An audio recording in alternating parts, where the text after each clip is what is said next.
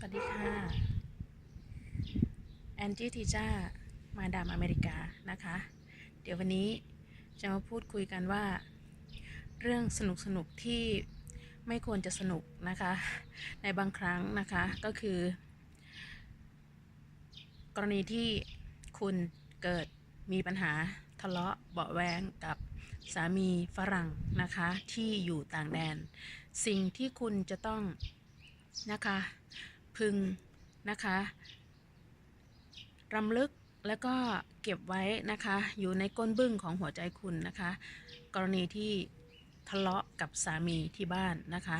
4 สิ่งต่อไปนี้ที่แอนจะขออนุญาตนะคะให้คำแนะนำนะคะว่าเราไม่ควรจะลืมนะคะควรจะทำอะไรบ้างนะคะจริงๆแล้วเนี่ยสิ่งนี้แอนคิดว่ามันเป็นเรื่องสำคัญมากๆนะคะข้อหนึ่งนะคะห้ามทำร้ายร่างกาย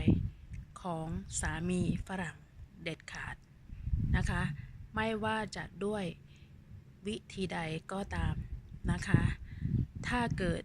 รอยแผลแม้แต่เสี้ยวเล็บเขาสามารถฟ้องร้องเอาผิดคุณได้โดยถูกต้องตามกฎหมายนะคะอันนี้พึงรำลึกไว้นะคะว่าห้ามแตะเนื้อต้องตัวที่ให้มันเกิดรอยบาดแผลแม้แต่เสี้ยวเล็บก็สามารถส่งความพินาศมาสู่ชีวิตหรือความสัมพันธ์ของคุณกับสามีฝรั่งได้อย่างแน่นอนนะคะเพราะกฎหมายเมืองนอกหรือต่างประเทศคุ้มครองตัวนี้กฎหมายข้อนี้อย่างเคร่งครัดนะคะข้อ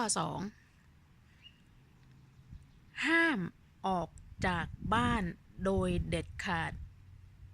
เวลาที่ทะเลาะกันไม่ว่าระดับการทะเลาะกันกับสามีฝรั่งจะรุนแรงมากแค่ไหนก็ตามนะคะไม่ว่าสามีจะเอ่ยปากไล่หรือไม่ไล่นะคะห้ามออกจากบ้านโดยเด็ดขาดไม่มีใครสามารถมาพุชคุณหรือมาผลักคุณให้ออกจากบ้านได้นะคะถึงแม้จะเป็นผู้ที่มีอำนาจด้านกฎหมายก็ตามไม่มีใครสามารถทำคุณได้นอกเสียจากคุณจะอนุญาตตัวคุณเองให้ออกไปซึ่งแอนให้คำแนะนำอยู่ตรงนี้ว่าไม่ควรออกไม่ว่ากรณีใดๆทั้งสิ้นนะคะเพราะอะไรเพราะโดยกฎหมายแล้วถ้าคุณออกจากบ้านไปแล้วคุณไม่สามารถเข้ามาอีกก็เป็นได้ถ้าสามีฝรั่งของคุณโทรแจ้งตำรวจหรือแจ้งความจำนงว่าห้ามผู้หญิงคนนี้ที่เป็นภรรยาโดยถูกต้องตามกฎหมายเข้าบ้านนั่นคือหมดเลยนะหมดกันข้อ 3นะคะข้อ 3ห้ามหนีกลับประเทศไทยเด็ดขาดเพราะว่า